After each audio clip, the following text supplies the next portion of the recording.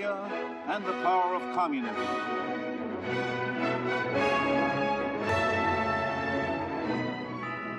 Kathmandu, forbidden to outsiders until recently.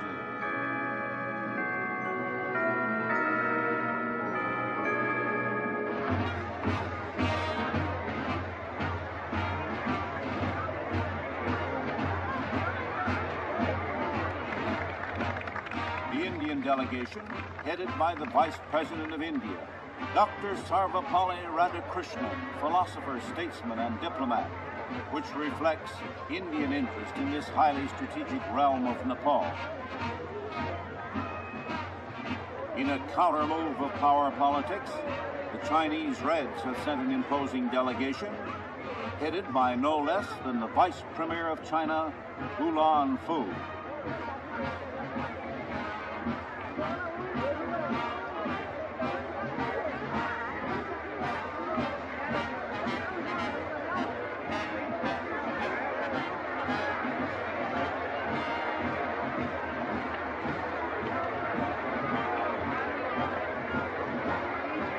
Communists at a coronation may seem odd, but the Chinese Reds are quite willing to play a game of intrigue at a royal court. The stakes are high. Possible control of Nepal on the Indian side of the Himalayas. The American delegation arriving in Kathmandu, including magnetic Mrs. Robert Lowe Baker, prominent in civic and political affairs of Washington and New York. Accompanied by our tall acting ambassador in India, Frederick Bartlett and his lady. Over there on the left, a world-famous name in medicine, Dr. Charles Mayo of the Mayo Clinic with Mrs. Mayo.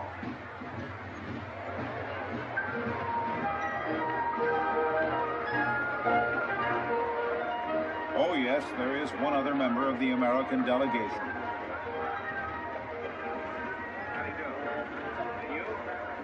The United States, the only country to send 3 full ambassadors to this Himalayan coronation.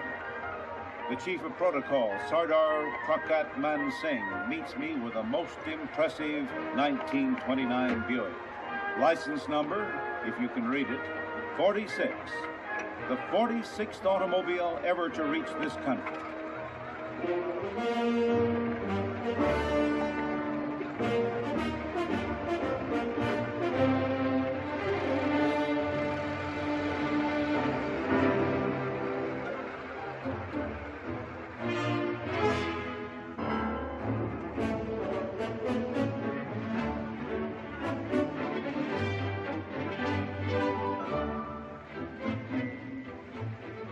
The forests of Nepal are famous for their herds of wild elephant, many of whom are captured and tamed.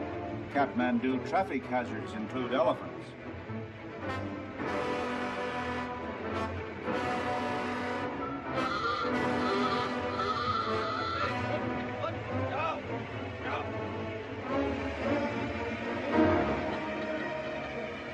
We're about to drive over an American steel bridge, every part of which was carried over the mountains by men.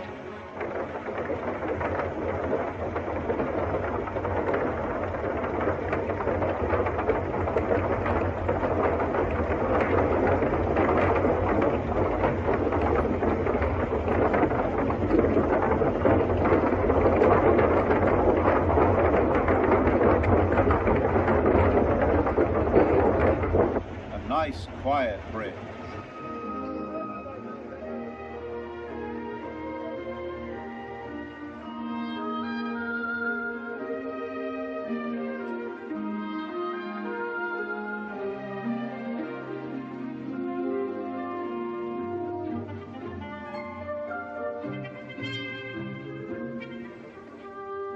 Frantic last-minute decorations are going up everywhere. The legend is that the tree of paradise, taking the form of a man, strolled into this valley, liked it, and promised to send some sacred wood for a shrine, which he did. Kat, meaning wood, Mandu, structure.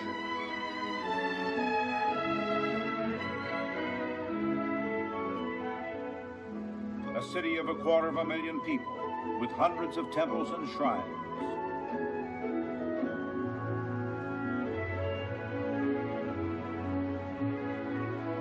After saying a prayer, this Buddhist monk places a flower on his head.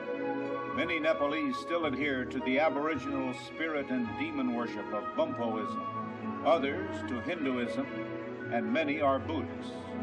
This image of Kali, the destroyer, tells us that it is a land of exotic religions.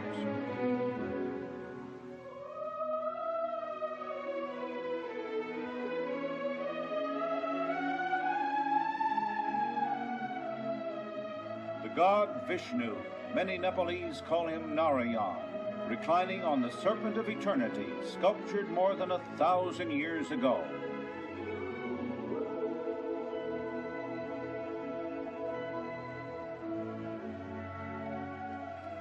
The burning ghats, where the dead are cremated, just as in India along the Ganges.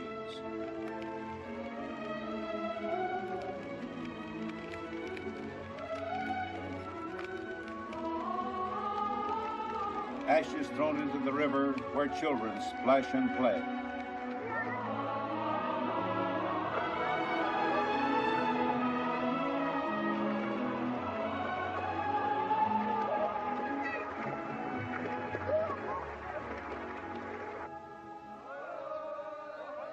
In the distance now, the main range of the Himalayas, nearly 100 miles off. A land of mountain and jungle trails. But for some 30 years, the rich Rana nobles imported a few automobiles, all of them brought over the mountains from India in this way. It takes 100 or more men to carry a car, depending on its weight.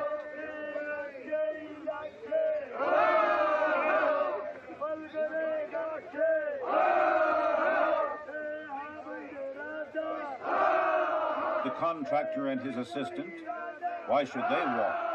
What difference do an additional 200 or 300 pounds make?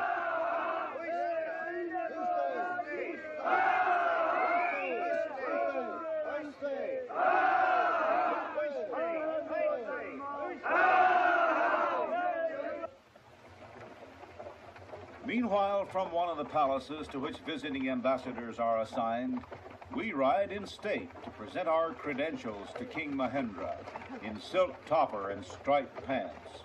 All delegations instructed to bring formal clothes. Look who's here, on his way to the coronation. The Sarge substituting for the Himalayan boss man, still the crew chief.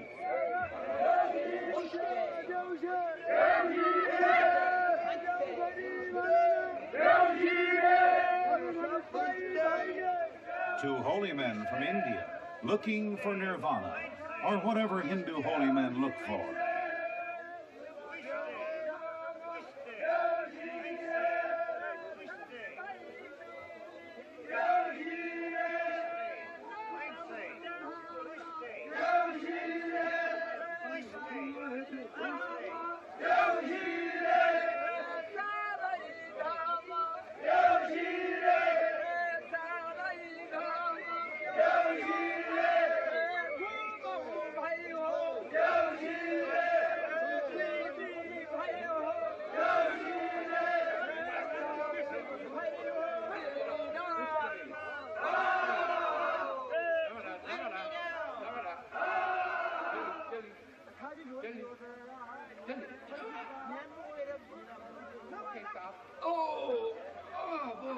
Come on, Major.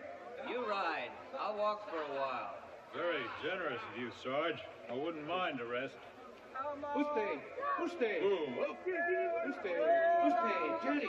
Okay, let's go. Okay. Go on, Johnny. Bye now.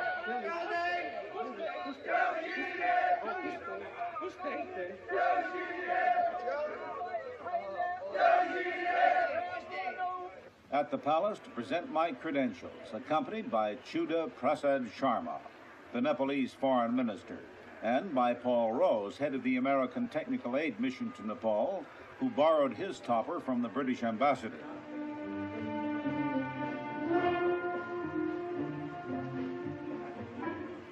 I am told that I must bow 3 times before His Majesty. Let's see if I do it right.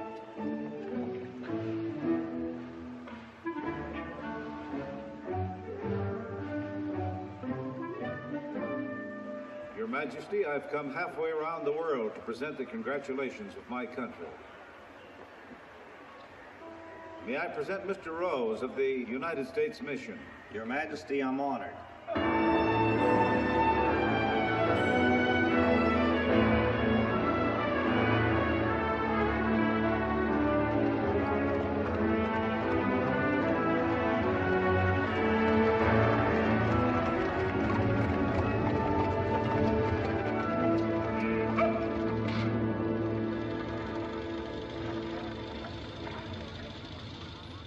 King Mahendra Bir Bikram Shah Deva is kept busy with ceremonies and conferences.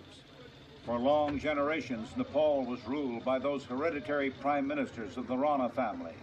But in 1951, Mahendra's father, King Tribhuvana, grew tired of being a puppet, escaped from the palace, flew to India, and then came rebellion in Nepal. And the rule of the hereditary Rana prime ministers collapsed, and the king returned a real sovereign. But only for a short time, and upon his death, his son seized the throne.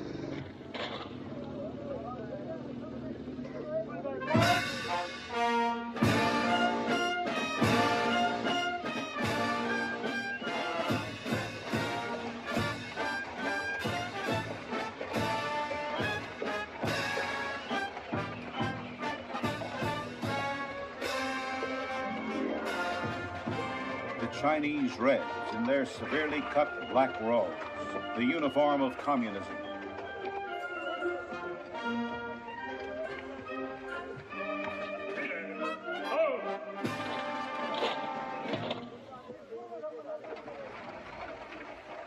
The Red Ambassador arriving for an audience with the king, escorted by the Nepalese Foreign Minister Chuda Prasad Sharma.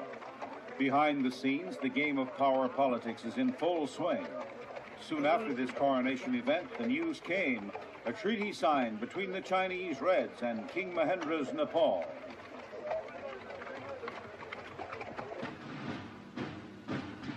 The British delegation, in the blue mantle of a Knight of the Garter, Lord Scarborough, Chamberlain to the Queen, former Air Minister Lord Delisle, General Anderson, a British commander in Malaya, and an Oxford scholar in full academic robes.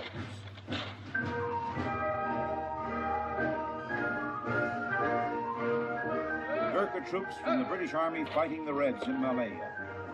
The Gurkhas originally were Rajput warriors in India. Centuries ago, they fled from the Muslim invaders, conquered Nepal, and later the British recruited them for the Gurkha regiments of the Kipling tradition.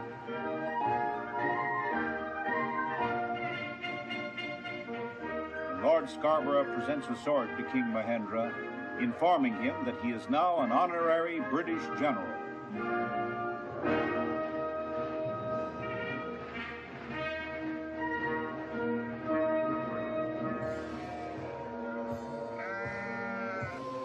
The eyes of Buddha overlooking Kathmandu.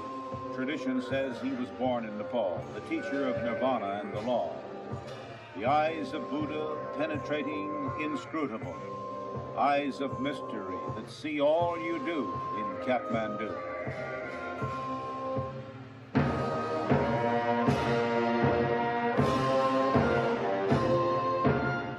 Before the entrance to the shrine, pilgrims prostrate themselves and chant, Om Mani Padme Om.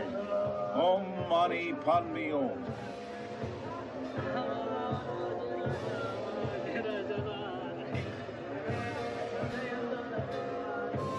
While the prayer wheels spin, each turn 1,000 prayers. Well, what pilgrims are these? Say, you fellows, you're going the wrong way. Your prayers won't be heard at all unless you turn and go the other way.